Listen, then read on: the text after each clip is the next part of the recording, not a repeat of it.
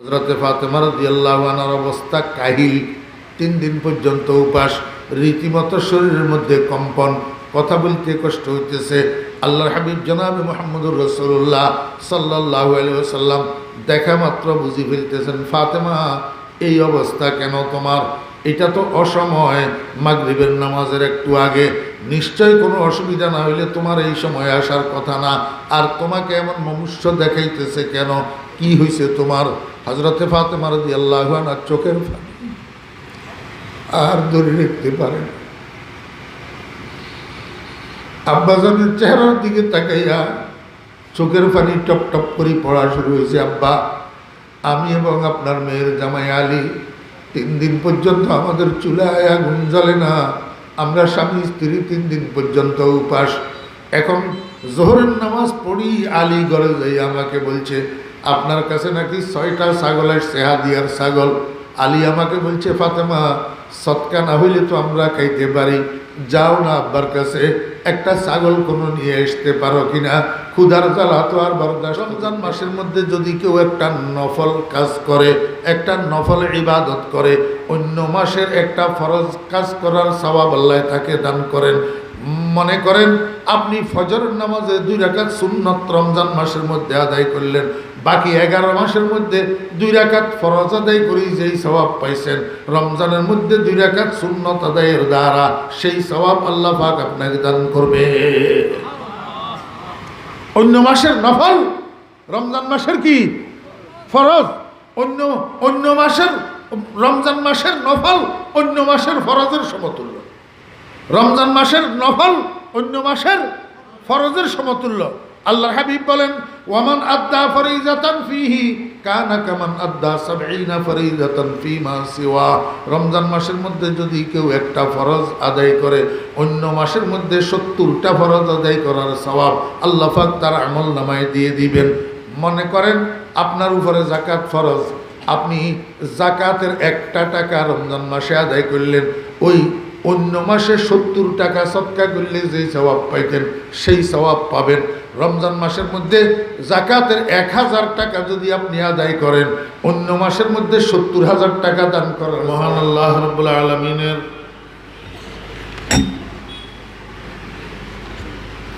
অপরিসীম দয়ার ইহসান আল্লাহ রাব্বুল আলামিন আমাদেরকে আজ 5ই মার্চ 2024 ইংরেজি তারিখে কক্সবাজার জেলার চকরিয়া থানার অন্তর্গত ফাঁসিয়াখালী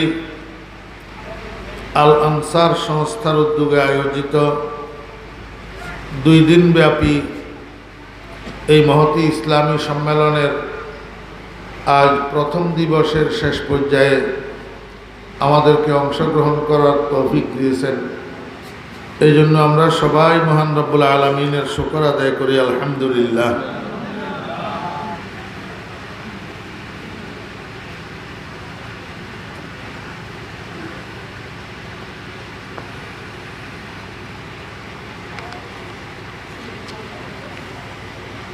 মুসলমানদের সামনে যখন ইবাদতের যে মৌসুম আসে,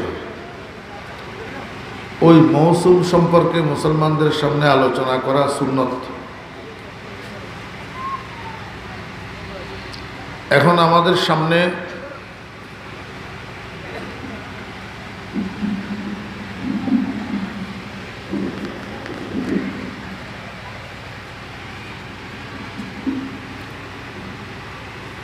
আজকে পবিত্র শাবান মাসের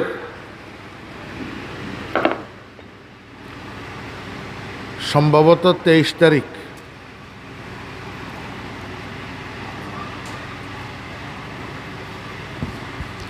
সম্ভবত 23 তারিখ। আমার যদি ভুল না হয় তো আগামী সোমবার দিবাগত রাত্রে হয়তো তারাবি হবে। মঙ্গলবার প্রথম রোজা মনে হয় হইতে পারে। আপনারা তো হিসাব জানেন, আমি সঠিক বলতে পারতেছি না। এখন থেকে সামনের দিকে আর এক সপ্তাহের মতো বাকি আছে পবিত্র রমজান মাস আসার। তো সেই হিসাবে নবীজির সুন্নতটা আদায় করার খেয়ালে আমি আপনাদের সামনে রমজান মাস সম্পর্কিত একটা আয়াতে কারিমা আল্লাহ পাকের পবিত্র কালামের আপনাদের সামনে তেলাওয়াত করছি। সেই সাথে রসুল আকরম সাল্লাল্লাহু আলাইহি ওয়াসাল্লামের জলিলুল কদর সাহাবী হযরতে সালমানে ফারসি রাদিয়াল্লাহু আনহু থেকে একটা হাদিস বর্ণিত আছে যে হুজুর পাক সাল্লাল্লাহু আলাইহি ওয়াসাল্লাম শাবান মাসের শেষ দিন সাহাবীদেরকে সামনে নিয়ে লম্বা একটা খুতবা দিয়েছেন। খুতবা মানে জুমার খুতবা নয়, মানে একটা নসিহত করছেন আর কি। পবিত্র রমজান সম্পর্কে আলোচনা করছেন সাহাবীদের সামনে। নবীজির এই নসিহতটাকে হযরত সালমান ফারসি রাদিয়াল্লাহু আনহু শুরু থেকে শেষ পর্যন্ত উম্মতের জন্য নকল করছেন। হাদিস শরীফের মধ্যে আসছে, তা আমি সালমান ফারসি রাদিয়াল্লাহু আনহু বর্ণিত নবীজির সেই খুতবাটার শুরু থেকে একটু অংশ আপনাদের সামনে আরবিতে পাঠ করছি। নিয়ত হইল শুরু থেকে শেষ পর্যন্ত নবীজির এই হাদিসটাকে আপনাদেরকে একটু অনুবাদ করে শোনাবো, যাতে রসুল আকরম সাল্লাল্লাহু আলাইহি ওয়াসাল্লামের সুন্নতটা আদায় হয়। আর সালমান ফারসি রাদিয়াল্লাহু আনহু যে রেওয়ায়েতটা করলেন এটারও একটু হক আদায় হয়। 1 বছর পর্যন্ত মানুষের অনেক কথা মনে থাকে না, যদিও আমরা জানি, কিন্তু 11 মাস পরে একবার রমজান আসে, অনেক কিছু আমরা ভুলে হতে যাই। এই ভুলে যাওয়া কথাগুলা যেন আবার তাজা হয়, আমরা যেন আমল করতে পারি, সেই জন্য বলা আর শোনা। আল্লাহ পাক আমাদেরকে তৌফিক দান করেন। এই সুন্নতটা আদায় হইলে তারপরে যদি সময় থাকে, আপনাদের তলব থাকে, তো আয়াতের উপরে 2-4টা কথা আলোচনা করার চেষ্টা করব। ওয়া মা তৌফিক ইল্লা বিল্লাহ। আন সালমান আল ফারসি রাদিয়াল্লাহু আনহু قال, হযরত সালমান ফারসি রাদিয়াল্লাহু আনহু থেকে বর্ণিত, তিনি বলেন, খাতাবানা রাসূলুল্লাহ সাল্লাল্লাহু আলাইহি ওয়াসাল্লাম, আমাদেরকে নসিহত করেছেন নবীজি, ফি আখিরি ইয়াউমিন মিন শাবান, শাবান মাসের শেষ দিন। ফাকালা, নসিহত করতে যাইয়া নবীজি বললেন, ইয়া আইয়ুহান নাস, হে মানুষগণ, কাদ আযাল্লাকুম, তোমাদের মাথার উপরে ছায়া নিয়ে আসতেছে শাহরুন আজিমুন, একটা বড় মাস। প্রথম কথা হইল রসুল আকরম সাল্লাল্লাহু আলাইহি ওয়াসাল্লাম ইয়া আইয়ুহাল মুমিনুন তো বলেন নাই, হে ঈমানদারগণ, এই কথা বলেন নাই। বলছেন ইয়া আইয়ুহাল মুত্তাকুন তো বলেন নাই, হে মুত্তাকিগণ। নবীজি বলছেন কি ইয়া আইয়ুহান নাস। এই নাস শব্দ, এটার মধ্যে ঈমানদার, কাফের, মুশরিক, বেঈমান, নাস্তিক, হিন্দু, বুদ্ধ, খ্রিস্টান, ইহুদি, খ্রিস্টান সব শামিল আছে না নাই? আছে না? আপনারা আমার কথা বুঝেন? আই নোয়াখাইলে হইলেও চট্টগ্রামের ভাষা জানি, কইম না? চট্টগ্রামের ভাষা কইম না? সুন্দর হইত না। দূর দূরত্ব নজ্ঞ মানুষ একজন যে চট্টগ্রামের ভাষা কথা কইলে তো এই বাইরে যে মানুষ বুঝি বুঝি কিরে ডাকা হইয়ে আর তুই চট্টগ্রামের ভাষা কথা কও ন, বুঝো? শুদ্ধ ভাষা কইও, শুদ্ধ ভাষায়, সরল সহজ শুদ্ধ ভাষা, বেশি কঠিন শুদ্ধ ভাষা না। যদি বুঝে আসে, বুঝে থাকেন তো একটু হা না করতে হবে, একখানা মাতন ভরিব, বুঝলেন না? রাসূল আকরাম সাল্লাল্লাহু আলাইহি ওয়াসাল্লাম কি বললেন? ইয়া আইয়ুহান নাস, হিন্দু, বুদ্ধ, খ্রিস্টান, ইহুদি সব শামিল আছে না? তো ইয়া আইয়ুহান নাস, হে মানুষগণ বলি নবীজি কি বলতেছেন? কাদ আযাল্লাকুম, তোমাদের মাথার উপরে ছায়া নিয়ে আসতেছে।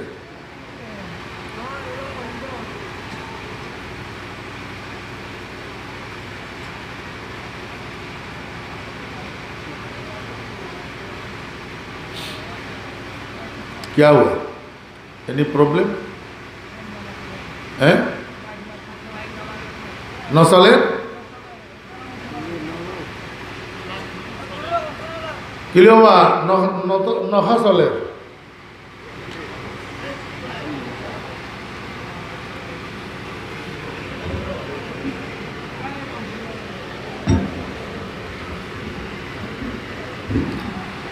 माइकत दोष न আর গুনার কারণে আর বুঝছি যে নালায়ক গুনাগার মাইকে পছন্দ নগরের আর ব্যাগুনে নিয়ত সহি করে ফেলি, দেখিবেন ইনশাল্লাহ মাইক ঠিক চলিব। মনোযোগ তাইলে মাইক নহতো লাগে।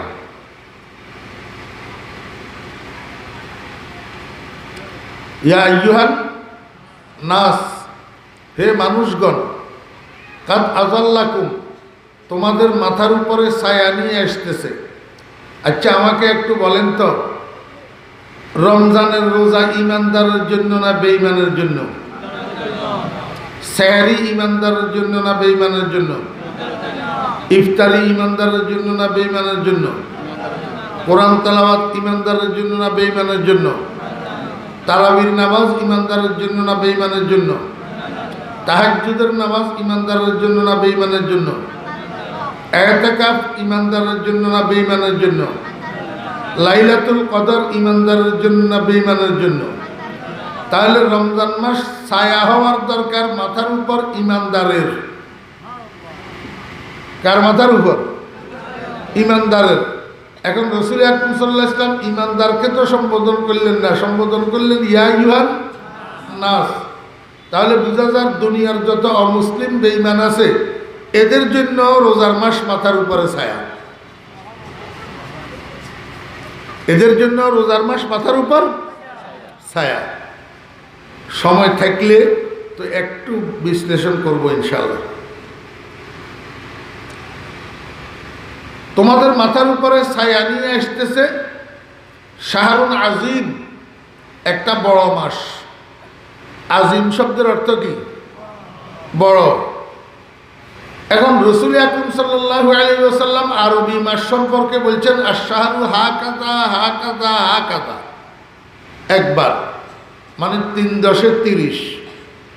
আবার বলছেন আশ-শাহরু হাকাযা হাকাযা হাকাযা, এক আঙ্গুল ব্লক, তার মানে 29। এই 29 আর 30 বাহিরে আরবি কোনো মাস নাই। ইংরেজি মাস আছে, ইংরেজি মাস 28 আছে, 29 আছে, 30 আছে, 31 আছে। হিসাবটা কি আমি আপনাদেরকে বুঝাই। 30 দিনেতে হয় মাস সেপ্টেম্বর, এই রূপে এপ্রিল আর জুন নভেম্বর। 28 দিনেতে সবে ফেব্রুয়ারি ধরে, একদিন বাড়ে তার 4র্থ বৎসরে। আর যত মাস হয় 31 দিনে, জানিও ইংরেজি মাস এই রূপে গুনে।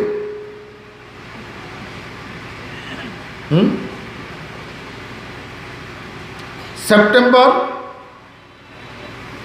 এপ্রিল, জুন, নভেম্বর, এই 4 মাস হয় 30 দিনে। 28 দিনে হয় ফেব্রুয়ারি মাস। 4 বছর পরে একবার লিপিয়ার আসে, তো এই লিপিয়ারের বছর 29 হয় ফেব্রুয়ারি মাস। যেমন এই বছর ফেব্রুয়ারি 29 গেল। এর বাহিরে আর যত ইংরেজি মাস আসে সব 31 দিন। কিন্তু আরবি মাস 29 অথবা 30, এর বাইরে নেই। 28 দিনে কোনো আরবি মাস নাই। মাদ্রাসার ছাত্র ভাইয়েরা বলতে পারেন, হুজুর ইংরেজিওয়ালাদের হিসাবটা দিলেন, আমাদের হিসাবটা দিবেন না? আমাদেরও একটা হিসাব আছে। आए 10 गर गुर्रा उफ्तद माहे कम गर्दद एके, आए 10 गर गुर्रा उफ्तद माहे कम गर्दद एके, माहे गर चप्पश नुमायद सीमी गर्दद बेशके। মধুচা বল নত লেখর তোরা তোরাতে বেড়া এলমি জজবা নাই, লেখছো না, আর মরি গেলে খড়ে ভাবি। কালিমাতুল হিকমত ও দাল্লাতুল হাকিম, তালেবে ইলমের জবরদুতার কলম আর কাগজ থাকা চাই, জরুরি জিনিস পাইলে ফোয়ারে ফোয়ারে লেখন চাই। এই শেয়ারটার মধ্যে দুইটা শব্দ আছে, একটা শব্দ হলো আয়দস আর একটা শব্দ হলো চপ্পস। এই দুইটা শব্দের মধ্যে 7টা আরবি বর্ণ আছে। আরবি বর্ণ মানে ফার্সি ভাষার হরফ আর কি। এই 7টা বর্ণ সপ্তাহের 7 দিনের নাম। প্রথম বর্ণ আয়দসের মধ্যে যেই বর্ণগুলো আছে, এই বর্ণের দ্বারা যেই 4 দিনের নাম হয়, ওই দিনগুলোতে যদি চন্দ্র উদিত হয় তাহলে মাস একদিন কম হয়, 29 হয়। দ্বিতীয় শব্দের মধ্যে যেই 3টা বর্ণ আছে, ওই 3 বর্ণের দ্বারা সপ্তাহের যে 3 দিনের নাম হয়, ওই 3 দিন যদি চন্দ্র উদিত হয় নিঃসন্দেহে মাস 30 হয়। যেমন আয়দসের প্রথম বর্ণ হইল আলিফ, আলিফের দ্বারা আদিনা, আদিনা ফার্সি ভাষায় শুক্রবারকে বলে। দ্বিতীয় বর্ণ ইয়া, ইয়ার দ্বারা এক সম্বা, এক সম্বা মানে রবিবার। তৃতীয় বর্ণ হলো দাল, দালের দ্বারা দো সম্বা, দো সম্বা মানে সোমবার। চতুর্থ বর্ণ সিন, সিনের দ্বারা সেহ সম্বা, সেহ সম্বা মানে মঙ্গলবার। কয়দিন হইল? 4 দিন। শুক্রবার, মাঝখানে শনি নেই, রবিবার, সোমবার, মঙ্গলবার। শুক্র, রবি, সোম, মঙ্গল, এই 4 দিনের যে কোনো একদিন যদি চন্দ্র উদিত হয়, মাহে কম গর্দদ একে, মাস একদিন কম হয়, অর্থাৎ 29 হয়। দ্বিতীয় বর্ণ হইল চপ্পস, চপ্পসের প্রথম বর্ণ চে, চে দিয়া 4 সোমবার মানে বুধবার। দ্বিতীয় বর্ণ হইল পে, পে দিয়া 5 সোমবার মানে বৃহস্পতিবার। তৃতীয় বর্ণ হইল শিন, শিন দিয়া শুধু সোমবার মানে শনিবার। বুধবার, বৃহস্পতিবার, মাঝখানে শুক্রবার আগে গেছে গা, আর শনিবার, বুধবার, বৃহস্পতিবার, শনিবার, এই 3 দিন যদি চন্দ্র উদিত হয়, সি মি গর্দদ বেশকে, সি মানে 30, নিঃসন্দেহে মাস 30 পূর্ণ হয়। आए 10 गर गुर्रा उफ्तद माहे कम गर्दद एके, माहे गर चप्पश नुमायद सीमी गर्दद बेशके। আমি আপনাদেরকে বুঝাইতে চাইছিলাম, রাসূল আকরাম সাল্লাল্লাহু আলাইহি ওয়াসাল্লামের বর্ণনা অনুযায়ী যখন বোঝা গেল যে আরবি মাস কখনো 29 হয়, কখনো 30 হয়, এর বেশিও হয় না, এর কমও হয় না, তাহলে প্রতি বছরের রমজান মাসটা হয় 29 হবে, না হলে 30 হবে, এর বেশি হবে না। তাহলে নবীজি বড় মাস বললেন কিভাবে? শাহরুন আজিম, আমার ভাইরা দোস্ত আহবাব, বড়ত্ব 2 প্রকারের আছে।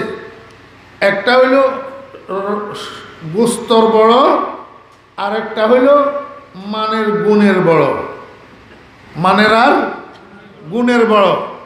কিছু কিছু মানুষ আছে গোস্তে মাংসে 7 ফুট লম্বা আর 1.5 হাত মোটা, কিন্তু আস্তা বলদ। আস্তা কি? বলদ। আর কিছু মানুষ আছে ছোটখাটো, একদম শরীরের মধ্যে গোস্ত নাই, হেংলা পাতলা, কিন্তু জ্ঞানের পাহাড়, জ্ঞানের পাহাড়। আপনি কোনটাকে বড় বলবেন? ও ভাই, দোনোটা বড়, খালি একদিকে টানে। দোনোটা বড় তো, একটা গোস্তের বড় আর একটা গুণের বড়। রসুল আকরাম সাল্লাল্লাহু আলাইহি ওয়াসাল্লাম যে রমজান মাসের কথা বলছেন, রমজান মাসের বড়ত্ব দুই রকম, একটা গোস্তের বড় আর একটা গুণের বড়। যদি 35 দিনের রমজান মাস হইতো তাহলে গোস্তের বড় হইতো। এখন 35 দিনের রমজান মাসের কথা বলে নাই, বলছেন রমজানের ফজিলতের কথা। বোঝা যায় রমজান মাসকে নবীজি বড় বলছেন, এটা গোস্তের বড় ন, গুণের বড় বলছেন, ফজিলতের বড়। কথা বুঝছেন না বুঝেন? কেমনে ফজিলতের বড়, গুণের বড়? ওই সময় থাকলে একটু বলবো ইনশাআল্লাহ। শাহরুন মুবারাকুন, শাহরুন মুবারাকুন। রাসূল আকরাম সাল্লাল্লাহু আলাইহি ওয়াসাল্লাম ইরশাদ করেন, উম্মত তোমাদের মাথার উপরে ছায়া নিয়ে আসতেছে একটা বড় মাস, একটা বরকতপূর্ণ মাস। একটা কি? বরকতপূর্ণ মাস। আল্লাহ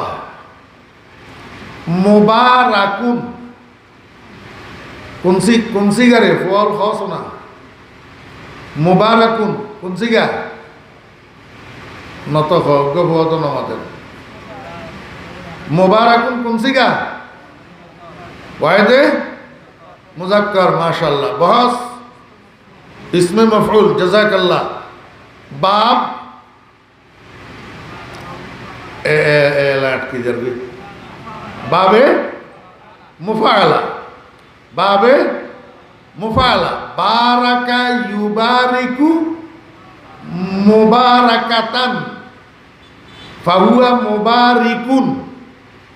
বুরিকা ইউবারাকু মুবারাকাতান ফাহুয়া মুবারাকুন, यानी बरकत दिया हुआ, बरकत दिया हुआ।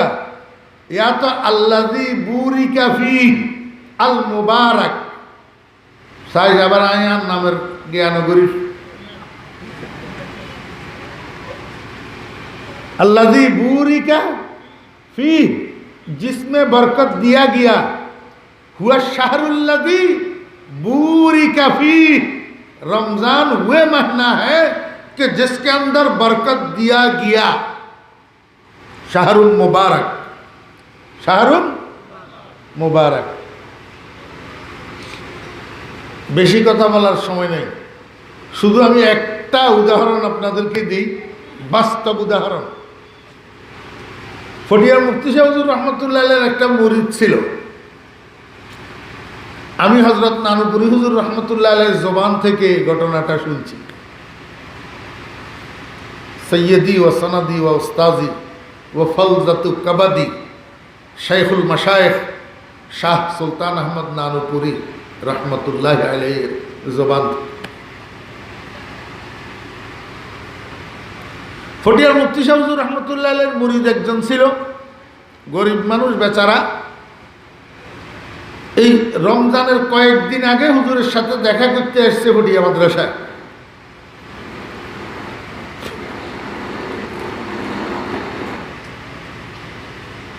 কথাবার্তার এক পর্যায়ে তো মুরিদ এটা মুফতি সাহেব হুজুর রহমতুল্লাহ আলাইহিকে বলতেছে, হুজুর আমি তো গরিব মানুষ, আমার কাছে একটা গাভী আছে, এই গাভী এটাই দুই সের দুধ দে।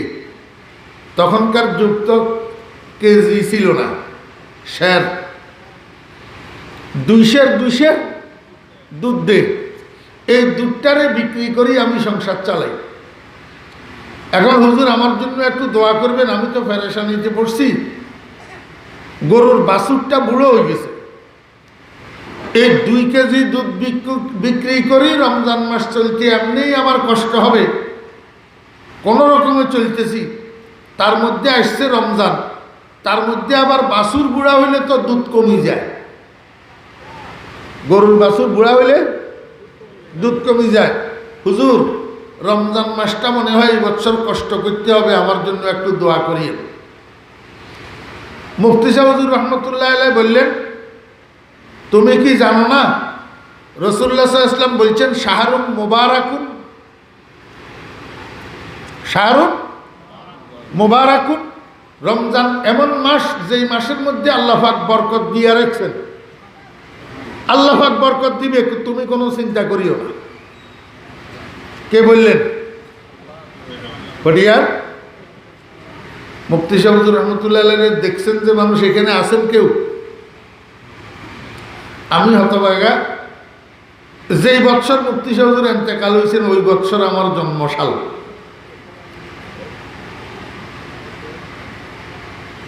(1961) ইংরেজি, 1480 হিজরি, 1380 হিজরি আমার জন্মসাল। এই সালে হুজুর ইন্তেকাল করছেন। তা আমি হতভাগা আর দেখলাম কেমনে। নানুপুরি হুজুর রহমতুল্লাহ আলাইহি, ছাগলাইয়ার মহকুম সাহেব হুজুর রহমতুল্লাহ আলাইহি, ওনাদের কাছে এই শুনছি যে মুফতি সাহেব হুজুর সম্পর্কে। তো মুফতি সাহেব হুজুর বলতেছেন তুমি কোনো চিন্তা করিও না, আল্লাহ পাক বরকত দিবে, এটা বরকতের মাস। তো মুরিদিটা চলে গেছে, রোজার মাসও গেছে। রোজার পরে মুরিদিটা মুফতি সাহেব হুজুর রহমতুল্লাহ আলাইহির কাছে আবার আসতে দেখা করার জন্য আসি, হুজুরের হাত ধরেই কান্না শুরু করছে। হুজুর, আপনি যে বলছিলেন তুমি কোনো চিন্তা করিও না, আল্লাহ বরকত দিবে, আপনার কথা সত্য হুজুর। আমি রোজার আগের দিন পর্যন্ত যেই গাভীর দুধ পাইতাম 2 কেজি, প্রথম রোজার থেকে ওই গাভীর দুধ দেওয়া শুরু করছে 4 কেজি, 400। অথচ বাছুর বুড়া, বাছুর বুড়া, যেই গাভীর দুধ পাইতাম 200, রমজানের 1 তারিখ থেকে 30 তারিখ পর্যন্ত এই গাভীর দুধ 400। সাদাকাল্লাহু ওয়া সাদাকা রাসূলুহু। দোস্ত, আল্লাহ সেটা এখনো আছে না নাই? জি, আমরা আল্লাহ আল্লাহ রাসূলের কথাকে ইয়াকিনের সাথে নিতে পারি না। আল্লাহ আল্লাহ রাসূলের কথাকে আমরা ইয়াকিনের সাথে নিতে পারি না। এই জন্য আল্লাহ আল্লাহ রাসূলের কথাগুলো আমাদের উপরে 16 আনায় বাস্তবায়ন হয় না। সাহাবায়ে কেরাম রিদওয়ানুল্লাহি তাআলা আলাইহিম আজমাইন রাসূল আকরাম সাল্লাল্লাহু আলাইহি ওয়াসাল্লামের কথাকে 100 বিশ্বাস করার কারণে আল্লাহ আল্লাহ রাসূলের সব বাণীগুলা ওনাদের উপর প্রতিফলিত হয়েছে, ওনারা ফল পাইছে। কিন্তু আমরা ফল পাই না আমাদের বিশ্বাস না থাকার কারণে।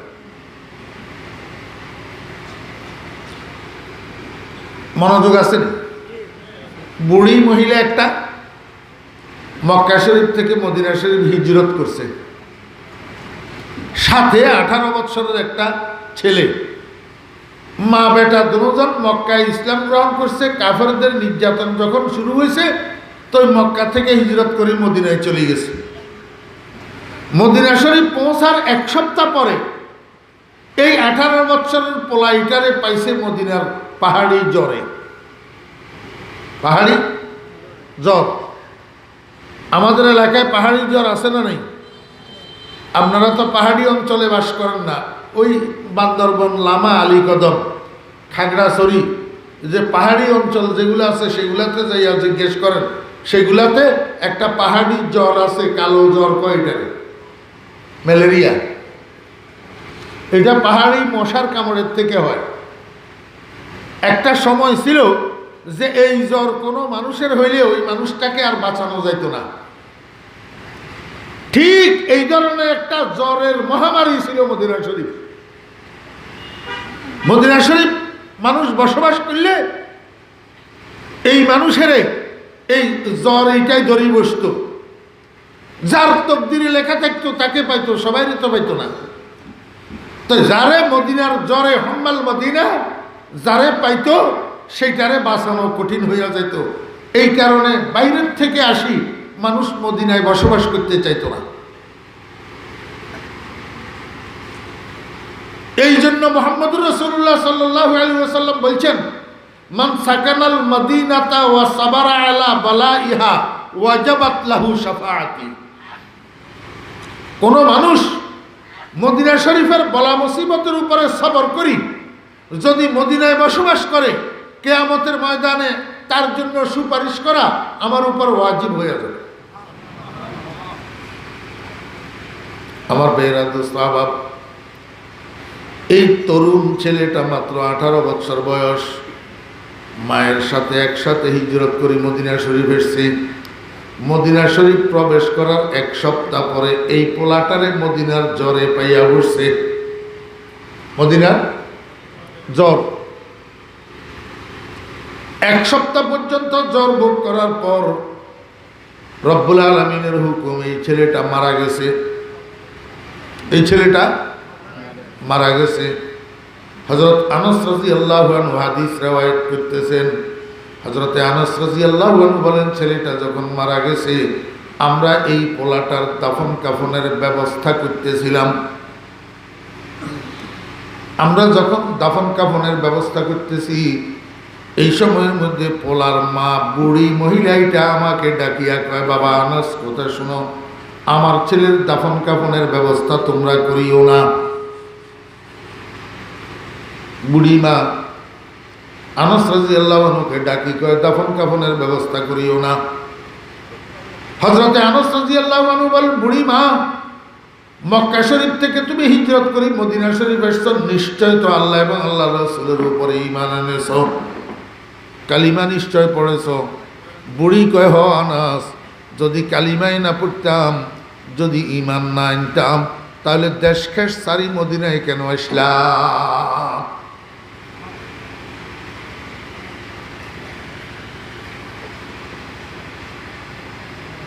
হযরতে আনাস রাদিয়াল্লাহু আনহু, বুড়ি, যদি তুমি ইমানদারি হইয়া থাকো, আমরা তো নিজের থেকে কিছু করতেছি না।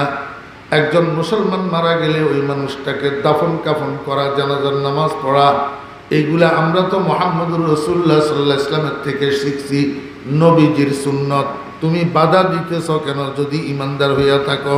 বুড়ি মহিলা কয়, আনাস, বাধা দিতেছি না, আমাকে একটু বোঝাপড়া করার সুযোগ দাও, তারপরে না হয় তোমরা দাফন কাফনের ব্যবস্থা করিও। হযরতে আনাস রাদিয়াল্লাহু আনহু কয়, মা, কার সাথে বোঝাপড়া করিবা? কয়, দেখো না কার সাথে বোঝাপড়া করি।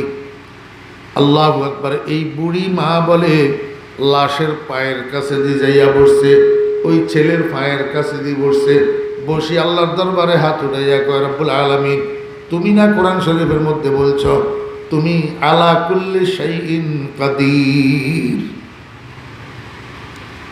তুমি না কোরআন শরীফের মধ্যে বলছো তুমি সব কিছুর উপরে ক্ষমতাবান, তোমার ক্ষমতার বাইরে লা ইয়াখরুজু আন ইলমিকা ওয়া কুদরাতিকা শাই, তোমার ক্ষমতার বাইরে, তোমার ইলমের বাইরে তো কিছু নাই। আমি তো তোমার কোরআন বিশ্বাস করি, তোমার উপরে ঈমান আনছি। এখন যদি আমার ছেলেটা মারা যায়, আমার ছেলেটা যে মারা গেছে এই সংবাদটা যদি মক্কায় যায়, মক্কার কাফেররা তোমাকে অপবাদ দিবে, তোমাকে অপবাদ দিবে। তারা বলবে বুড়ি ভুল করছে ঈমান আইনা, ভুল করছে হিজরত কইরা। যদি ঈমান না আনতো, কালিমা না পড়তো, হিজরত করে মদিনায় না যাইতো, তাহলে বুড়ির এই তরুণ ছেলেটা মারা যাইতো না। এখন ঈমান যদি না আনতো, মারা যাইতো না। ঈমান আনার কারণে মারা গেছে, এই অপবাদ তোমার উপরে, তোমার দ্বীনের উপরে, তোমার কালিমার উপরে দিবে, যেটা আমি পছন্দ করতে পারবো না। রব্বুল আলামিন, আমি তোমার কাছে চাই, যদি তুমি আলা কুল্লি শাইইন কাদির হইয়া থাকো, এই মুহূর্তে আমার ছেলেটাকে জিন্দা করিয়া দাও। বাইরা দোস্ত বাবেরা, এমনি মুখের থেকে দোয়া বাইর হওয়ার দেরি 1 সেকেন্ডও লাগে নাই। মরা ফলা এটা বসার সোয়াদ থেকে উঠি বসে গেছে। হযরত আনাস রাদিয়াল্লাহু আনহু বলেন, এই পোলাইটা আরো 62 বছর হায়াত পাইয়া শেষ পর্যন্ত 80 বছর বয়সে মারা গেছে। আনাস রাদিয়াল্লাহু আনহু বলেন, এই 80 বছর বয়সে মারা গেছে যে, তখনও দাফন কাফনের ব্যবস্থা আমি আনাস করছি এই পোলার। আল্লাহ রাসূলের বাণী বিশ্বাস করি সাহাবায়ে কেরাম কত লাভবান হয়েছেন, আর আমরা আল্লাহ রাসূলের বাণী বিশ্বাস না করি কত ক্ষতিগ্রস্ত হইতেছে।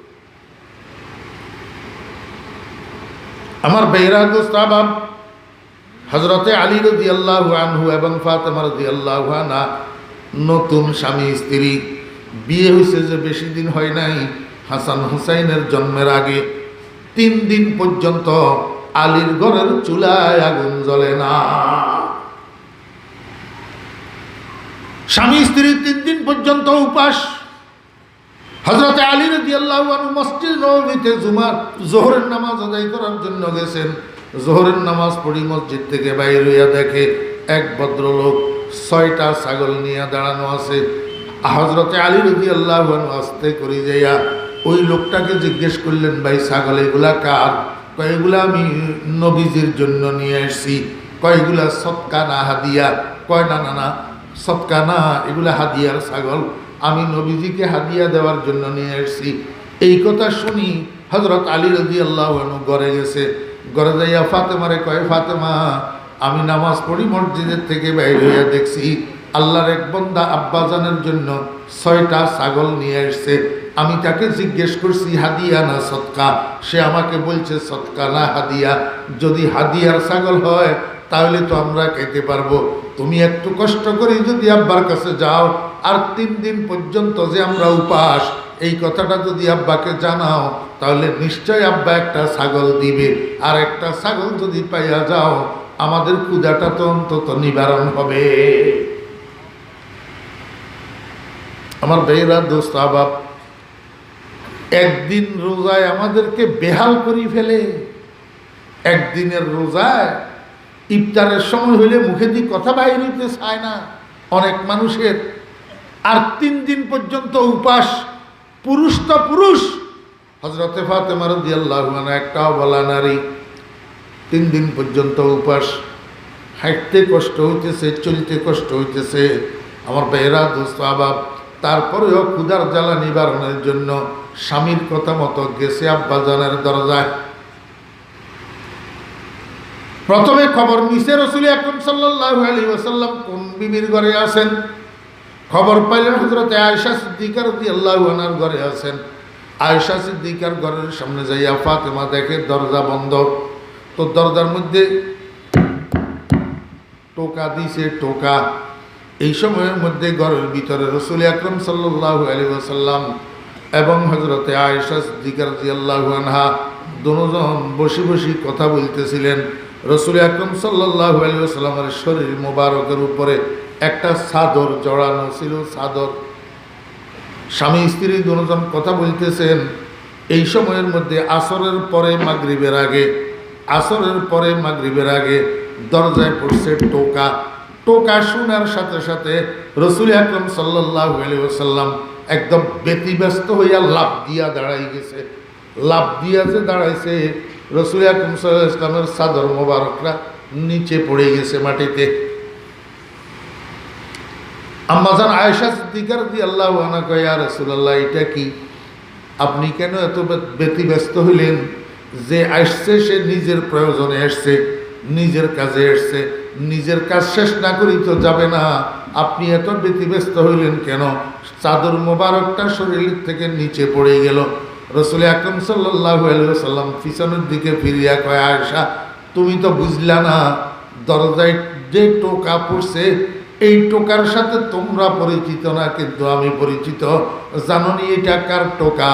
এটা আমার কলিজার টুকরা ফাতেমার টোকা। বুলবুলে বাগে মদিনা কুররাতু আইনির রাসূল, বুলবুলে বাগে মদিনা কুররাতু আইনির রাসূল, ইয়ানি বিবি ফাতেমা খায়রুন নিসা কি ওয়াস্তে। আমার ভাইরা দোস্ত আহবাব, আমরাও তো সন্তানদেরকে মহব্বত করি। বেশির থেকে বেশি সন্তানের গলার আওয়াজ শুনলে আমরা বুঝি এটা আমার ছেলে, আমার মেয়ে। কিন্তু টোকা তো কেউ মুখস্থ রাখি না।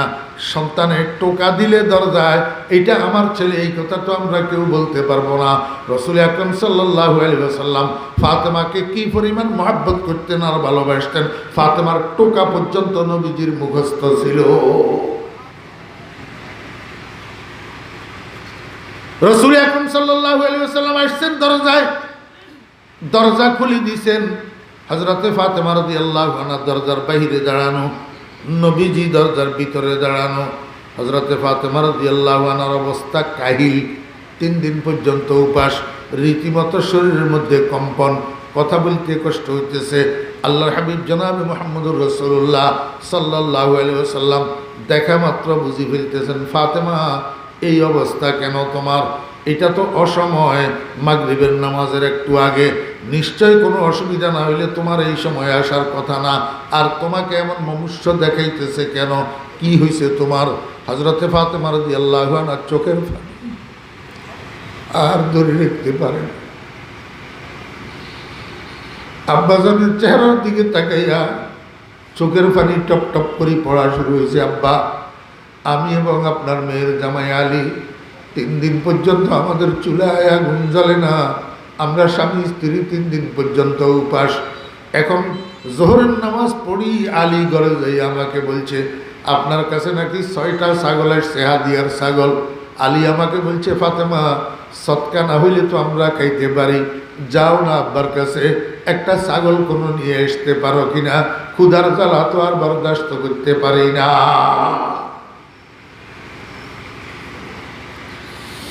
আল্লাহু আকবার। আমরা হইলে কি করতাম তখন? কইতাম, বাপ একটা না তুই 6টা ছাগল সবগুলা নিয়ে যা।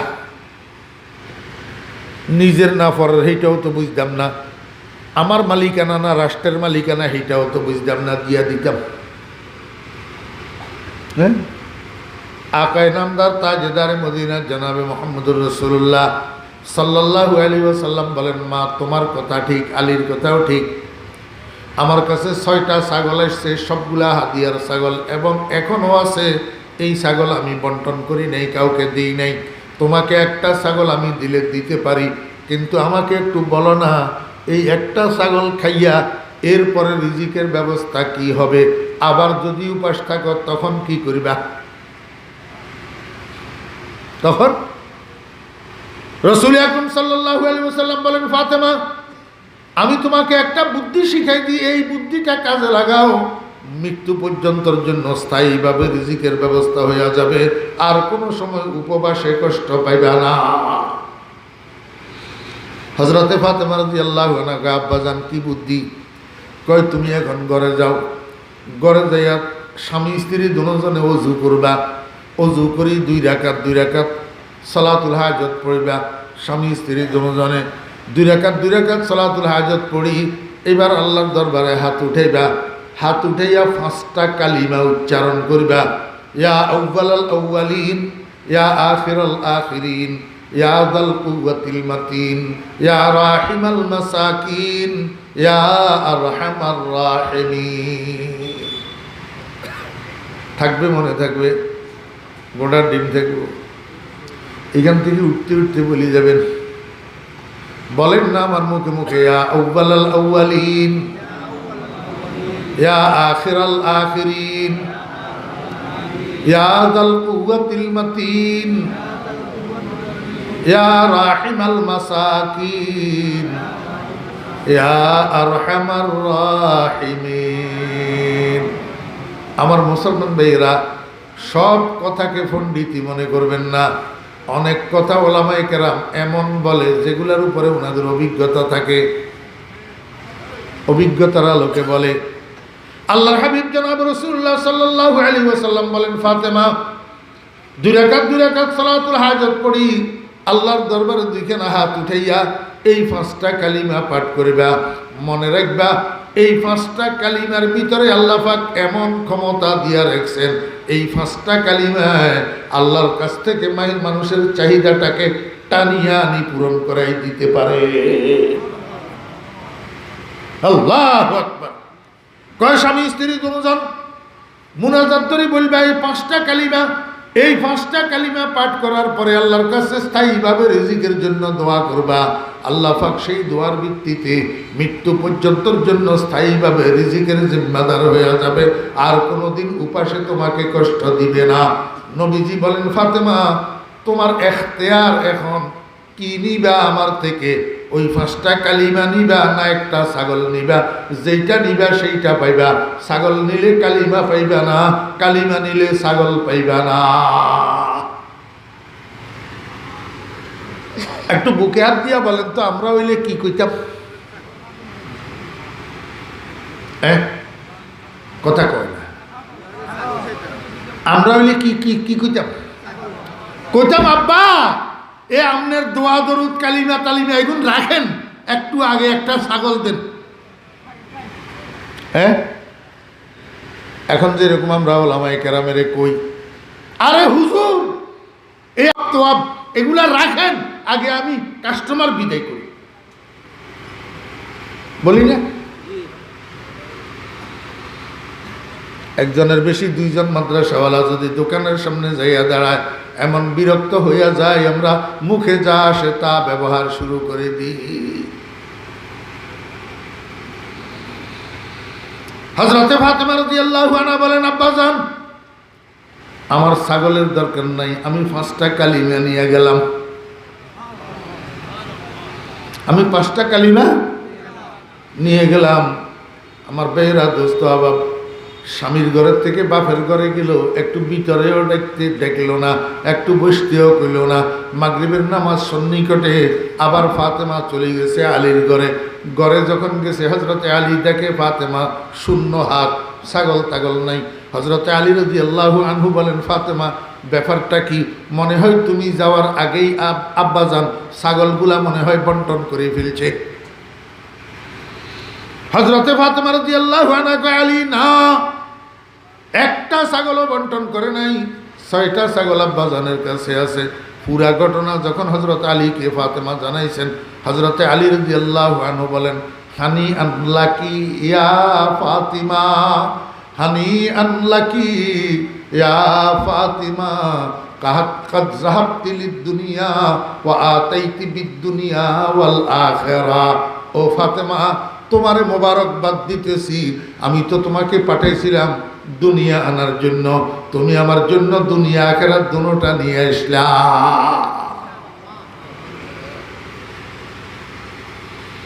সাহাবায়ে কেরাম রাসূল আকরাম সাল্লাল্লাহু আলাইহি ওয়াসাল্লামের কথারে 100 বিশ্বাস করত। এই জন্য এরা সাহাবী হইছে, এই জন্য এরা কি হইছে? সাহাবী হইছে। আর এখনের সলিমুদ্দিন কলিমুদ্দিন ঠিক মতো পায়খানা করতে জানে না, ঠিক মতো পেশাব করতে জানে না, সাহাবায়ে কেরামের সমালোচনা করে। সলিমুদ্দিন কলিমুদ্দিন বউ লইয়া খোলা চেহারায় কক্সবাজারের সমুদ্র সৈকতে সৈকতে ঘুরে সাহাবায়ে কেরামের সমালোচনা করে।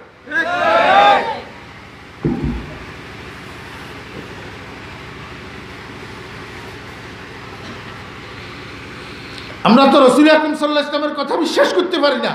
এই জন্যই তো আমাদের এই অধঃপতন, এই জন্যই তো আমাদের এই দুর্গতি, এই জন্যই তো আমরা ইহুদির লাথি খাই, এই জন্যই তো হিন্দুরা আমাকে ভয় করে না।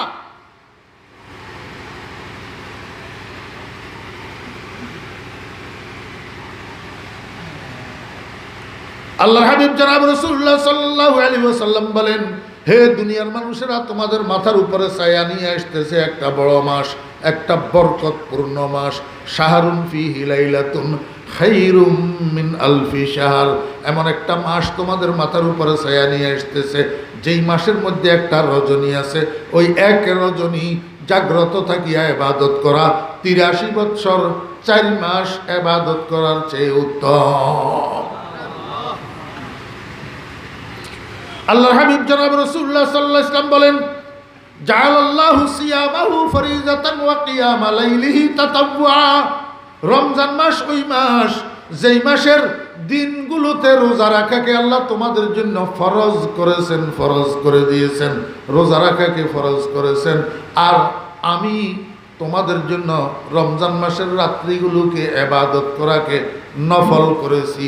অর্থাৎ রাত্রে তোমাদের জন্য আমি তারাবির নামাজকে সুন্নত বানিয়েছি। ওয়াফি রিওয়ায়াতিন জাআলাল্লাহু সিয়ামাহু ফরিজাতান ওয়া সানানতু লাকুম কিয়ামা। রোজা রাখা দিনভর এটা আল্লাহ পাকের দেওয়া ফরজ। আর তারাবির নামাজ আদায় করা এটা রাসূল আকরাম সাল্লাল্লাহু আলাইহি ওয়াসাল্লামের সুন্নাত। রাসূল আকরাম সাল্লাল্লাহু আলাইহি ওয়াসাল্লামের সুন্নাত। আল্লাহর হাবিব জনাব রাসূলুল্লাহ সাল্লাল্লাহু আলাইহি ওয়াসাল্লাম বলেন, মান তাকাররাবা ফীহি বিখাসলাতিন মিনাল খাইর কানা কামান আদ্দা ফরিজাতান ফীমা সিওয়া ওয়া মান আদ্দা ফরিজাতান ফীহি কানা কামান আদ্দা ৭০ ফরিজাতান ফীমা সিওয়া। আমার উম্মতগণ, রমজান মাসের মধ্যে যদি কেউ একটা নফল কাজ করে, একটা নফল ইবাদত করে, অন্য মাসের একটা ফরজ কাজ করার সওয়াব আল্লাহ তাকে দান করেন। মনে করেন আপনি ফজরের নামাজে 2 রাকাত সুন্নত রমজান মাসের মধ্যে আদায় করলেন, বাকি 11 মাসের মধ্যে 2 রাকাত ফরজ আদায় করে যেই সওয়াব পাইছেন, রমজানের মধ্যে 2 রাকাত সুন্নত আদায়ের দ্বারা সেই সওয়াব আল্লাহ পাক আপনাকে দান করবে। অন্য মাসের নফল রমজান মাসের কি ফরজ, অন্য মাসের রমজান মাসের নফল অন্য মাসের ফরজের সমতুল্য। রমজান মাসের নফল অন্য মাসের ফরজের সমতুল্য। আল্লাহর হাবিব বলেন, ওয়ামান আদ্দা ফরিজাতান ফীহি কানা কামান আদ্দা ৭০ ফরিজাতান ফীমা সিওয়া। রমজান মাসের মধ্যে যদি কেউ একটা ফরজ আদায় করে, অন্য মাসের মধ্যে ৭০টা ফরজ আদায় করার সওয়াব আল্লাহ পাক তার আমলনামায় দিয়ে দিবেন। মনে করেন আপনার উপরে যাকাত ফরজ, আপনি যাকাতের 1টা টাকা রমজান মাসে আদায় করলেন, ওই অন্য মাসে ৭০ টাকা সদকা করলে যেই সওয়াব পাইতেন সেই সওয়াব পাবেন। রমজান মাসের মধ্যে যাকাতের ১,০০০ টাকা যদি আপনি আদায় করেন, অন্য মাসের মধ্যে ৭০,০০০ টাকা দান করার সওয়াব পাবেন। ৭০,০০০ টাকা। আজকে আবি চুনি বাজারেরা, আজকে আবি চুনি বাজারেরা, কে বয়ে কে গুলমি খরি গুলজারেরা। ও বেইরা দুস্তাবাব, দুনিয়ার অফারের জন্য পাগল হইয়া যায়। কোন কোম্পানি, মোবাইল কোম্পানির অফার বালা, মিনিট বেশি দে, জিবি বেশি দে, এমবি বেশি দে, পাগল হইয়া যায় খোঁজখবর লইতে লইতে, খালি কোন কোম্পানির অফার বালা। কিন্তু মুসলমান আখিরাতের অফার বুঝে না। এই রমজান মাস এটা আল্লাহ পাক রব্বুল আলামিনের দেওয়া অফার। আল্লাহ কে বান্দা, তোদের জন্য আমি অফার দিলাম, রমজানের মধ্যে একটা নফল আদায় করবি, অন্য মাসের ফরজের সওয়াব পাইবি। আর রমজানের মধ্যে একটা ফরজ আদায় করবি, অন্য মাসের ৭০টা ফরজের সওয়াব পাইবি। আল্লাহর হাবিব জনাব রাসূলুল্লাহ সাল্লাল্লাহু আলাইহি ওয়াসাল্লাম বলেন, ওয়াহুয়া শাহরুস সাবর, ওয়াহুয়া শাহরুস সাবর ওয়াস-সাবরু সাওয়াবুল জান্নাহ। আমার উম্মতরা খেয়াল করো, রমজান মাস এটা ধৈর্য ধরার মাস। রমজান মাস কিসের মাস? ধৈর্য ধরার মাস। নবীজি বলেন, ওয়াস-সাবরু সাওয়াবুল জান্নাহ। সবর এমন এক দৌলত, সবর এমন এক নেয়ামত, এটার বিনিময় সরাসরি বেহেশত, আর কিছু নাই। সবরের বিনিময় সরাসরি কি? বেহেশত। নবীজি রমজান মাসকে ধৈর্য ধরার মাস কেন বললেন? আমার বেয়েরা দোস্ত বাবা, মানুষের ফ্যাটের সাথে মানুষের আকলের একটা বিরাট সম্পর্ক আছে। ফ্যাটের সাথে কিসের? দেমাগের একটা বিরাট সম্পর্ক আছে। মনোযোগ আছে নি? ফ্যাট ভরা, দেমাগ ঠান্ডা। ফ্যাট খালি, দেমাগ গরম। দেখেন না, বাইরের থেকে বাসায় এসছে, দোকানদারি করে গেছে, চাকরির অফিস থেকে গেছে, ক্ষেত কৃষি করে গেছে, বস্তাটা নিয়ে গেছে, রিক্সা চালাই গেছে, এমনি ঘরে ঢুকার সময় কেউ ভালো কথা কইলেও খারাপ লাগে। ভালো কথা কইলেও কি লাগে? খারাপ লাগে। স্যান স্যান করে উঠে না। গোসল করছে, খানা খাইছে, জামা কাপড় খুলছে, ফ্রেশ হইছে, আল্লাহর রহমতে ফ্যাটটা বুঝছে, খানা পিনা খাইছে। এখন ম্যাডাম যদি কাছে দিয়ে আসি, শুধু শুধু গালিগালাজও করে, তারপরেও গরম হয় না, দেমাগ ঠান্ডা, কারণ ফ্যাট ভরা। ফ্যাটের সাথে মানুষের দেমাগের একটা সম্পর্ক আছে না নাই? এই জন্য আপনাদের এলাকার খবর তো আমি জানি না, আমার এলাকার কথা বলতেছি অভিজ্ঞতার থেকে। জোরের আগ পর্যন্ত রাস্তাঘাটে, দোকানে ফাটে, এখানে সেখানে সব পরিবেশ ঠান্ডা, কোনো ভেজাল নাই, কোনো ঝগড়া নাই, কোনো উচ্চবাচ্য নাই, কোনো শোরগোল নাই। এই জোরের পর থেকে ইফতারের আগ পর্যন্ত এইখানে ঝগড়া, এখানে ঝগড়া, এখানে ঝগড়া, এখানে ঝগড়া, দোকানদারের আর কাস্টমারের ঝগড়া, নেতায় আর কর্মীর ঝগড়া, উস্তাদের চাকরিদের ঝগড়া, বুড়া মুরব্বী কতগুলো আছে ঘরের ভিতরে, মহিলাদের সাথে খালি খুঁচা খুঁচি, খুঁচা খুঁচি, খুঁচা খুঁচি। হ্যাঁ, এই ঘরের মহিলা এগুলা রোজা নাই? আপনি আলাদা রোজাদার নেই? হ্যাঁ, ঘরের মহিলাগুলো তো রোজাদার। সেই 10টা 11টার থেকে শুরু করছে ইফতার বানানি, সেহরি বানানি, মাছ কুটা, গোস্ত কুটা, সবজি কুটা, ভাত রান্না করা, তারপরে ইফতার বানানি। আপনি এটা এমন হইল কা, এটা এমন হইল কা, এটা এমন হইল কা। মহিলাদের বাপদাদা 14 গোষ্ঠী ধরি আপনি ধোয়া শুরু করেন, আপনি আলাদা রোজাদার। কারণ কি? কারণ হইল ফেটকালি, দেমাগ গরম। ফেটকালি কি? দেমাগ গরম। আল্লাহর হাবিব জনাব রাসূলুল্লাহ সাল্লাল্লাহু আলাইহি ওয়াসাল্লাম বলেন, এই রোজাদার, তুমি যখন রোজা রাখছো, বিকেল বেলার দিকে আস্তে আস্তে যখন তোমার পেট খালি হয়ে যাব, এইবার তোমার দেমাগ গরম হইব। খবরদার দেমাগ গরম করা যাবে না, যেখানে সেখানে ঝগড়া লাগানি যাবে না। কারণ ওয়াহুয়া শাহরুস সাবর, রমজান মাস ধৈর্য ধারণ করার মাস। যখনই তোমার দেমাগ গরম হইতে লাগবে, তখনই তুমি ধৈর্য ধরবা, মাটির নিচে মাটির দিকে তাকাইবা, আর মুখে বলবা আউযু বিল্লাহি মিনাশ শাইতানির রাজিম, আউযু বিল্লাহি মিনাশ শাইতানির রাজিম, আউযু বিল্লাহি মিনাশ শাইতানির রাজিম। কেউ একজন রোজার মাসের মধ্যে তোমারে গালি দিয়া ফেলছে অন্যায়ভাবে, তোমার গোসা আসি যেতেছে, তুমি সাথে সাথে আউযু বিল্লাহি মিনাশ শাইতানির রাজিম পড়িবা, আর নিচের দিকে তাকাইবা, দেখবা গোসা যাইবগা, তোমার ভিতরে ধৈর্য আসি যাবে। আর ধৈর্য ধরার মানি হইল জান্নাতের টিকিট কাটা। জান্নাতের কি? ওয়াসসাবরু সাওয়াবুল জান্নাহ। আল্লাহর হাবিব বলেন, ওয়া শাহরুল মাওয়াসাত, রমজান মাস এটা সমবেদনা জ্ঞাপনের মাস। কিসের মাস? সমবেদনা জ্ঞাপন করা কেমনে বুঝেননি? ও মুরব্বিয়ানে কেরাম, আপনার কাছে জমি জমা আছে, আল্লাহর রহমতে আপনি জমি জমা আছে, চাষবাস করেন, সারা বছরের খোরাকি হইয়া আরব বাসে ধান বিক্রি করতে পারেন। আপনার 2টা 3টা 4টা ছেলে বিদেশে আছে, আপনার বাজারে ব্যবসা আছে, আপনার আর্থিক অবস্থা ভালো, আপনি 7 আইটেম দিয়া ইফতার করেন, 10 আইটেম দিয়া সেহরি করেন, কিন্তু আপনার কি খেয়াল আছে আপনার একটা ভাই যে অকালে মৃত্যু হইয়া গেছে, ছোট্ট ছোট্ট বাতিজা বাতিজি কতগুলা রাখি, আপনার ডাইনের ঘরে, আপনার বামের ঘরে, এমন গরিব এতিম ছেলেগুলা আপনার বাতিজা বাতিজা, আপনার কি একটু মনে পড়ে না আমার ছেলে মেয়েগুলাকে লইয়া আমি 10 আইটেম দিয়া ইফতার করি, আমার ছেলে মেয়েগুলাকে লইয়া আমি 5 আইটেম দিয়া 7 আইটেম দিয়া সেহরি করি, আমার বাতিজা বাতিজিগুলার তো আব্বা নাই, এরা কি খাইতেছে, কি দিয়া ইফতার করতেছে, কি দিয়া সেহরি করতেছে, এদের খোঁজখবর নেওয়ার মাস রমজানের মাস। এদের খোঁজখবর নেওয়ার মাস। শুধু নিজে খাই নিজে বাসি, এই মাস রোজার মাস না, এই মাস হলো অন্যের প্রতি সমবেদনা দেখানোর মাস। এই জন্য যাদেরকে আল্লাহ পাক তৌফিক দিছে, আমার ভাইয়েরা, দোস্ত আহবাব, আমি ঢাকায় আমার মসজিদেও এই বয়ান করি, প্রতি বছর আপনাদেরকেও বলতেছি, যাদেরকে আল্লাহ পাক তৌফিক দিছে রমজানের 1ম তারিখে 10টা পোটলা বানাইবেন। পোটলা, একটা মুদি দোকানে যাবেন, মুদি দোকানে যাইয়া অর্ডার দিবেন, 10টা পোটলার অর্ডার।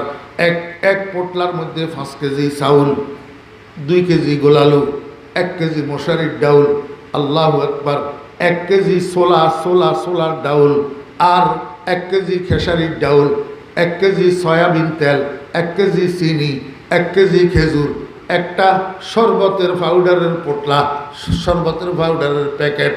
এই কতগুলা জরুরি খাদ্য সরঞ্জাম দিয়া একটা পোটলা বানাইবেন। যদি বড় ধরনের পোটলা বানান তো এক পোটলায় হয়তো 2500 থেকে 3000 টাকা খরচ হবে। সেই সাথে একটা ফরমের মুরগিও দিতে পারবেন, অথবা 1 কেজি গরুর গোশত দিতে পারবেন, অথবা 2 কেজি মাছও দিতে পারবেন। আমার ভাইয়েরা, একটা পোটলাতে যদি 2000 টাকা খরচ হয়, তাহলে 10টা পোটলায় মাত্র 20,000 টাকা যাবে। এমন মানুষ আছেন 20,000 টাকা আপনার জন্য কিছু না। যদি একটা পোটলাতে 3000 টাকা যায়, তাহলে 10টা পোটলাতে 30,000 টাকা যাবে। আর ছোট পোটলা যদি বানান, একটা পোটলাতে 1 থেকে 1,500 টাকা যদি খরচ হয়, তাহলে 10-15,000 টাকা খরচ হবে। যাদের কাছে আছে তাদের জন্য এই টাকাটা কিচ্ছু না, কিচ্ছু আসে আর যায় না।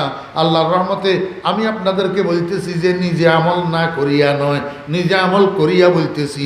তৌফিক অনুসারে এরকম 1000, 1500, 2000, 2500 টাকার একটা পোটলা বানাইবেন তৌফিক অনুসারে। যদি তৌফিক না থাকে ছোট্ট 1000 টাকার পোটলা বানাইবেন, যদি তৌফিক থাকে 3000 টাকার পোটলা বানাইবেন, যদি তৌফিক কম থাকে 10টা পোটলা বানাইবেন, যদি তৌফিক বেশি থাকে 30টা পোটলা বানাইবেন। এই 10টা বা 20টা বা 30টা পোটলা আপনার এলাকার মধ্যে, আপনার চতুর্দিকে, আপনার বাড়ির চতুর্পাশে যত এতিম, গরিব, দুস্থ, বিধবা পরিবার আছে, এই পরিবারগুলোর মধ্যে নিজে হাতে হাতে যাইয়া বিতরণ করে আসবেন। খবরদার কোনো বাহক লাগাইবেন না। বাহক লাগাইলে বাহকের গোষ্ঠী অধিকাংশ চোর হয়, আপনার পোটলা আরেক দিকে যাবো গা। 12 বাড়ি গৃহস্থ, 13 বাড়ি চোর, জায়গার নাম হারামখোর। এমন অবস্থা হয়েছে বর্তমানে এই জাতির রন্দে রন্দে রগে রেশায় চুরি ঢুকি বসে।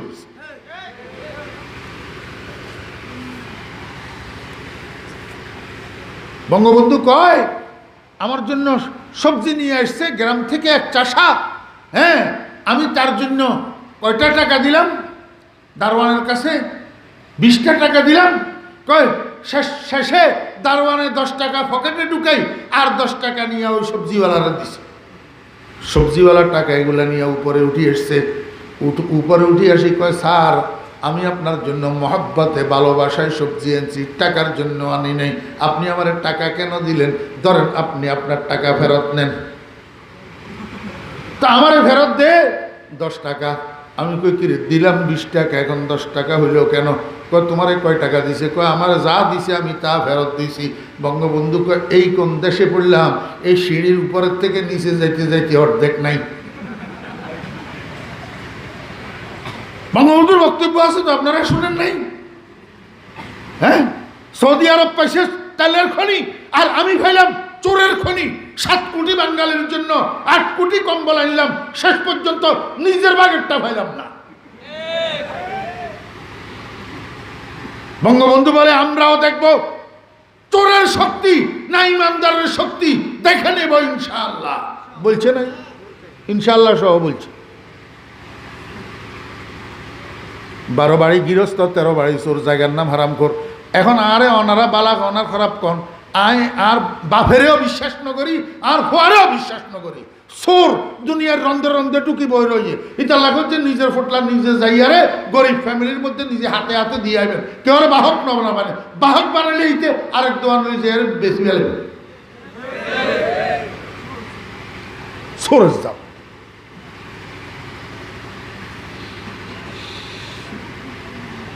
শাহরুল মুওয়াসাত,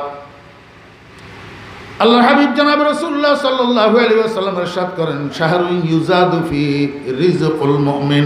রমজান মাস এমন মাস যেই মাসের মধ্যে আল্লাহ পাক ইমানদারের রিজিক বাড়াইয়া দেয়।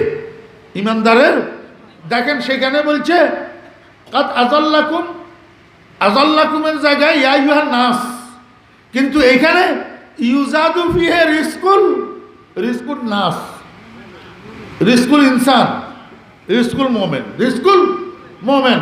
কারণ রিজিক সবাইরে বাড়াই দেওয়া যাবে না। যারা উপাস থাকি, রোজা রাখি, আমার জন্য কষ্ট করবে, তাদেরকে আমি রিজিক বাড়াই। রিজিক ইমানদারের বাড়ানি হবে, অন্যদের বাড়ানো হবে না। শাহরু ইউজাদু ফি রিজকুল মুমিন। রাসূল আকরাম সাল্লাল্লাহু আলাইহি ওয়াসাল্লাম ইরশাদ করেন, মান ফাত্তারা ফিহি সাইমান, যে ব্যক্তি রমজান মাসের মধ্যে কোনো রোজাদারকে ইফতার করাবে তার জন্য 3টা পুরস্কার। কয়টা পুরস্কার? কোনো রোজাদারকে যদি কেউ ইফতার করায় তার জন্য 3টা পুরস্কার। 1 নম্বর কানা লাহু মাগফিরাতুল লিযুনুবিহি, 1 নম্বরে পিছনের যত গুনাহ আছে সব মাফ করে দিবে একজন রোজাদারকে ইফতার করানোর বিনিময়ে। পিছনের সব গুনাহ কি করে দিবে? মাফ করে দিবে। ওয়া কানা লাহু মাগফিরাতুল লিযুনুবিহি ওয়া ইতকু রাকাবাতিহি মিনান নার। আল্লাহ পাক তার গর্দানকে জাহান্নামের থেকে আজাদ করে দিবে, অর্থাৎ জাহান্নামের লিস্টের থেকে তার নামটা কাটে দিবে। কিসের বিনিময়ে? রোজাদারকে ইফতার করানোর বিনিময়ে। কয়টা পুরস্কার হলো? 2টা পুরস্কার। ওয়া কানা লাহু মিসলু আজরিহি মিন গায়রি আন ইউনতাকাসা মিন আজরিহি শাই। আল্লাহর হাবিব বলেন 3 নম্বর পুরস্কার, রোজাদার রোজা রাখি যেই সওয়াব পাবে, যে ইফতার করাবে তাকে আল্লাহ পাক সেই সওয়াব দান করবে সমান সমান। হ্যাঁ ভাই, ডোন্ট ডিস্টার্ব মি, কথা বুঝছেন? 3 নম্বর পুরস্কার কি? যে রোজা রাখবে সেই যেই সওয়াব পাবে, যে ইফতার করাবে তাকেও সেই সওয়াব দেওয়া হবে বরাবর সরাবর। মিন গায়রি আইয়ুন তাকাসা মিনহু শাই, এর যে দিবে ইফতার যে করাবে তাকে যে দিবে সেই কারণে রোজাদারের সওয়াবের মধ্যে কোনো কমানো হবে কিনা? নবীজি বলেন না, রোজাদারের সওয়াবের মধ্যে একটুও কমানো হবে না। এখন গরিব সাহাবী কতগুলো আছে? গরিব সাহাবী এগুলা কালু লাইসা কুল্লুনা নাজিদু মা নুফাত্তিরু বিহি সাইমা ইয়া রাসূলুল্লাহ, হে আল্লাহর রাসূল, আমরা তো গরিব মানুষ, নিজেরাই তো খাইতে পাই না, আরেকজন রোজাদারের ইফতার করাবো কেমনে? তাহলে এত বড় সওয়াবের থেকে, এত বড় পুরস্কার থেকে আমরা তো বঞ্চিত হইয়া যাব। আল্লাহর হাবিব বলেন না, ইউতিল্লাহু হাযাস সাওয়াব মান ফাত্তারা আলা মাযাকাতি লাবানিন আও তামারাতিন আও শারবাতিন মিম্মা। আমার সাহাবী, তোমরা বুঝো নাই, ইফতার করানোর অর্থ শুধু এতগুলা ইফতারি দেওয়া নয়। যদি তুমি একজন রোজাদারকে ইফতার করাও এক ডোক দুধ দিয়া, এক ডোক দুধ, ডোক বুঝেননি? ডোক এমনি করে গিলে যে, এই একবার গিলারে আমরা নোয়াখালীর ভাষায় এক ডোক কয়, ওনারা চট্টগ্রাম কি হয় ডোক না, বলি তো কথা বরাবর। এক ডোক দুধ যদি কেউ ইফতার করেন, একজন রোজাদারের দিয়া ইফতার করায় এক ডোক দুধ দিয়া, আল্লাহ পাক তাকে ওই সওয়াব দান করবেন। অথবা একটা খেজুরের সিরা টুকরা, খেজুর একটাকে 4 ভাগ করি, 1 ভাগ 1 টুকরা খেজুর একজন রোজাদারের হাতে ইফতারের সময় আপনি দিয়া বললেন, ভাই আমি গরিব মানুষ, একটা পরিপূর্ণ খেজুর, আস্তা খেজুর দেওয়ার আমার কাছে তৌফিক নাই, আমি একটা খেজুরের 4 টুকরা করি, 4 জনকে ইফতারের জন্য দিতেছি, আপনিও 1 টুকরা নেন, আমার এই খেজুরের টুকরা দিয়ে ইফতার করিয়েন।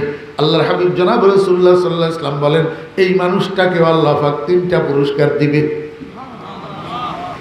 আও শরবাতিন মিম্মা, রাসূল আকরাম সাল্লাল্লাহু আলাইহি ওয়াসাল্লাম বলেন, তোমার কাছে 1 ডোক দুধও নাই, 1 টুকরা খেজুরও নাই, তুমি কি করিবা? তুমি কেমনে পাইবা? তুমি একটা খালি গ্লাস লইয়া টিউবওয়েলের কাছে যাইবা, টিউবওয়েলের থেকে খালি গ্লাস এটাকে ভর্তি করিবা, এই সাদা 1 গ্লাস পানি লইয়া ইফতারের সময় একজন রোজাদারের সামনে যাইবা, যাইয়া বলবা, ভাই আমি গরিব মানুষ, আপনারা ইফতার করানোর তো আমার সামর্থ্য নাই, আমি 1 গ্লাস সাদা পানি নিয়ে আসছি, আপনি ইফতারের সময় আমার এই পানিটা একটু মেহরবানি করে পান করি, এই পানিটা দিয়া ইফতার করেন। খোদার কসম, রাসূল আকরাম সাল্লাল্লাহু আলাইহি ওয়াসাল্লাম বলেন, ইউতিল্লাহু হাযাস সাওয়াব, এই মানুষটারে আল্লাহ পাক ওই 3টা পুরস্কার বরাবর দান করবে।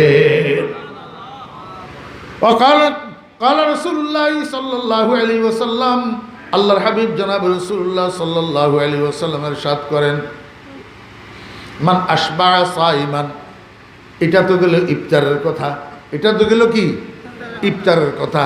এবার বলতেছেন রাসূল আকরাম সাল্লাল্লাহু আলাইহি ওয়াসাল্লাম, মান আশবা সাইমান, যদি কোনো ব্যক্তি একজন রোজাদারকে 1 বেলা পেট ভরাইয়া তৃপ্ত কইরা খানা খাওয়ায়, তৃপ্ত কইরা কি খানা খাওয়ায়, ইফতারের দাওয়াতও দিলেন, খানার দাওয়াতও দিলেন, একটা গরিবেরে, একটা এতিমেরে, একটা দুস্থ মহিলারে ইফতারের সময়ের জন্য আপনার ঘরে দাওয়াত দিলেন, ইফতারও করাইলেন, খানাও খাওয়াইলেন, ইফতার করানোর বদৌলত 3টা পুরস্কার পাইলেন। এখন খানা খাওয়ানোর বদৌলতে কি পাবেন?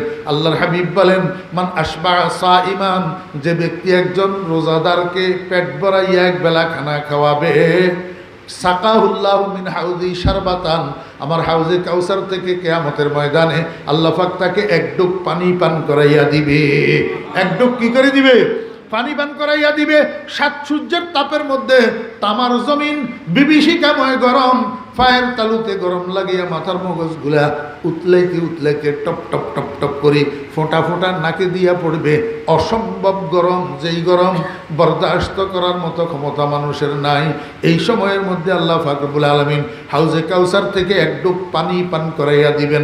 আল্লাহর হাবিব বলেন, লা ইয়াজমাউ হাত্তা ইয়াদখুলাল জান্নাহ, যতক্ষণ বেহেশতে না যাবে ততক্ষণ পর্যন্ত তার আর পিপাসা হবে না। শারহিনে হাদিসগণ এই হাদিসের ব্যাখ্যার মধ্যে লিখতেছেন আমার ভাইরা মুফতি শফি সাহেব রহমতুল্লাহ আলাইহি লিখছেন, মুফতি শফি সাহেব রহমতুল্লাহ আলাইহি অন্যান্যরা তো লিখতেছেন, কই এই হাদিসের কেনায়াতুন নসে দালালাত করে যে একজন রোজাদার রে সহি নিয়তে যদি কেউ খানা খাওয়ায় আল্লাহকে রাজি করার উদ্দেশ্যে, এটা তার বেহেশতে যাওয়ার জন্য জামিন হয়ে যায়।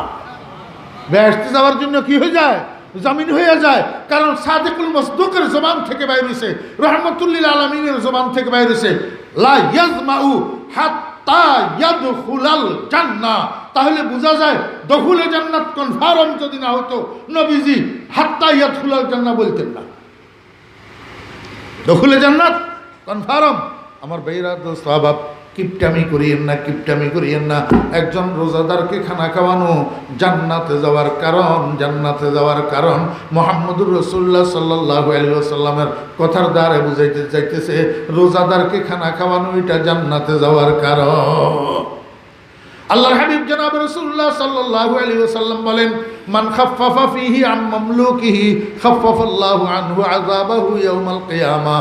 যে ব্যক্তি রমজান মাসের মধ্যে কর্মচারীর উপর থেকে কামের বোঝাকে হালকা করে দিবে, কিয়ামতের দিন আল্লাহ পাক তার উপর থেকে আযাবের বোঝাকে হালকা করে দিবে। আরে সুবহানাল্লাহ, তো এখন কইতেছেন আমার জেঠা একজন আছিল, আল্লাহ পাক বেহেশত নসিব করেন, এই সকাল ফজরের পরে নিয়া নামাইছে বদলারে ক্ষেতের মধ্যে ধান লাগানোর জন্য, মাগরিবের ওয়াক্ত পর্যন্ত ওই ক্ষেতে কাজ করছে। মাগরিবের ওয়াক্ত পর্যন্ত কোন রকমে ক্ষেতের থেকে উঠি আসি তো হাত মুখ ধুইয়া ইফতারটা করছে কোন রকমে। এরপরে কয় মাঘ মসজিদের থেকে নামাজ পড়ি আর একটু ঘরে আয়, তো মসজিদের থেকে বদলারা নামাজ পড়ি ঘরে আসছে। এইবার দানের বার বুঝেননি, ওই লাই লাই লাই লাই দুইটার মধ্যে দানেরে ভর্তি করি, তো এমনি বাঁশের, আমরা দেশে বাঁক কয়, বাঁশের বাঁকের দুই মাথাতে লাই দুইটা দান ভর্তি দিয়া কান্দে করি লই যায়, এটারে দানের বার কয়, দানের বার। তো তখনের জমানায় তো এরকম বাড়িতে বাড়িতে ধান ভাঙ্গার মেশিন যাইতো না, ওই বাজারে একটা ধান ভাঙ্গার মেশিন, সেখানে মানুষ বারে বারে নিয়ে ধান ভাঙ্গায় নিয়ে যেত। আমার যে মাগরিবের সময় তো ছাড়ি দিল ক্ষেতের থেকে বদলা, মাগরিবের সময় কোনো রকমে হাত মুখ ধুইয়া ইফতারটা করছে। এবার কয় মসজিদের থেকে নামাজ পড়ি আবার ঘরে আয়, মসজিদের থেকে নামাজ পড়ি আবার ঘরে আসছে।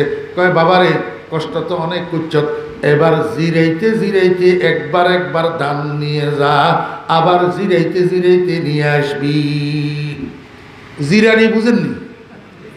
হ্যাঁ, নোয়াখাইলা ভাষাতে জিরানি বুঝেননি? জিরানি মানে কাজের ফাঁকে ফাঁকে একটু বিশ্রাম করা, কাজের ফাঁকে ফাঁকে একটু কি করা, বিশ্রাম করা, আরাম করা, এটারে আমরা দেশে জিরানি কয়। তা আমার যে বদলারে কইতেছে, কয় জিরাইতে একবার দান নিয়ে যা, দানের বার কান্দে লইয়া হাঁটা, এটা বলে জিরানি বলে, এটা বলে বিশ্রাম বলে। কয় বিশ্রাম করতে করতে একবার দান নিয়ে যা, তাও আবার রোজার দিন, তাও আবার কি। এবারে মানুষের দিল, মানুষের অন্তর কত কঠিন হইলে একজন রোজাদারের উপরে এমন জুলুম করতে পারে।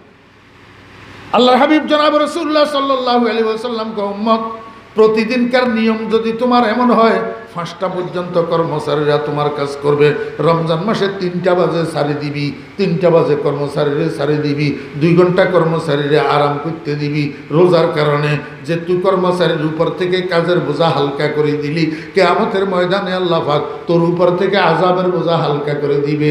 মান খাফফাফা ফিহি আম মামলুকিহি খাফফাল্লাহু আনহু আযাবাহু ইয়াউমাল কিয়ামাহ। আল্লাহর হাবিব বলেন, ওয়া হুয়া শাহরুন আউয়ালুহু রাহমাতুন ওয়া আওসাতুহু মাগফিরাতুন ওয়া আখিরুহু ইতকুম মিনান নার। রমজানের মাসটা 3টা ভাগ, প্রথম ভাগ আল্লাহ পাকের রহমতের ভাগ, প্রথম ভাগ আল্লাহ পাকের রহমতের ভাগ। এই জন্য প্রথম ভাগের মধ্যে আমরা বেশি বেশি করে আল্লাহর কাছে রহমত প্রার্থনা করব। দ্বিতীয় ভাগ মাগফিরাতের ভাগ, এই জন্য দ্বিতীয় ভাগে বেশি বেশি আল্লাহর কাছে গুনাহ মাপ চাইব। শেষ ভাগ জাহান্নামের থেকে মুক্তির ভাগ, এই জন্য শেষ ভাগের মধ্যে বেশি বেশি আল্লাহর কাছে জাহান্নামের থেকে মুক্তি কামনা করব। রমজান মাসের শেষ ভাগের মধ্যে যেই কোনো বেজোড় রাত্রে সবে কদর হইতে পারে। এই জন্য 20 তারিখের দিবাগত রাত, 22 তারিখের দিবাগত রাত, 24 তারিখের দিবাগত রাত, 26 তারিখের দিবাগত রাত, 28 তারিখের দিবাগত রাত, এই রাতগুলার যেই কোনোটা সবে কদর হইতে পারে। এই জন্য প্রত্যেক এই দিবাগত রাত্রে বেজোড় রাত্র অর্থাৎ জোড়া দিবসের দিবাগত রাত্রি, 20 তারিখের দিনগত রাত এটা 21 তারিখের রাত, 22 তারিখের দিনগত রাত এটা 23 তারিখের রাত। এইভাবে বেজোড় রাত্রিগুলোতে কিছু কিছু হইলেও নফল নামাজ 2-4 রাকাত পড়িবেন, কিছু কিছু হইলেও জিকির আজকার করিবেন, অল্প অল্প হইলেও আল্লাহর কাছে দোয়া মুনাজাত কান্নাকাটি করিবেন। কারণ বলা তো যায় না কোন রাতটা সবে কদর হইয়া যায়। প্রত্যেক বেজোড় রাত্রে কিছু কিছু হইলেও আমল যদি থাকে, সেই রাতটা যদি সবে কদর হইয়া যায় তাহলে আমি সবে কদর প্রাপ্ত হইয়া যাব। আর এক সবে কদর প্রাপ্ত হওয়া মানে 83 বছর 4 মাস কবুল হওয়া ইবাদতের সওয়াবের মালিক হইয়া যাওয়া। যারা পারেন রমজানের শেষ 10 দিন বাড়িঘর সারি মসজিদে যাইয়া এতেকাফ করার চেষ্টা করবেন। এতেকাফ করলে মানে ইতাকাফাল আশরাল আওয়াখির মির রমাদান গুফিরা লাহু মা তাকদ্দামা মিন যামবিহি। আল্লাহর হাবিব বলেন, যে ব্যক্তি রমজানের শেষ 10 দিন এতেকাফ করে আল্লাহ পাক তার জীবনের অতীতের সমস্ত গুনাহগুলো মাফ করে দেন। বিশেষ করে এতেকাফে থাকলে সবে কদরটা তালাশ করতে সুবিধা। আল্লাহ পাক আমাদেরকে তৌফিক দান করেন। ওয়া আখিরু দাওয়ানা আনিল হামদুলিল্লাহি রাব্বিল আলামিন ওয়া সাল্লাল্লাহু তাআলা আলা খাইরি খালকিহি মুহাম্মাদিন ওয়া আলিহি ওয়া সাহবিহি আজমাইন।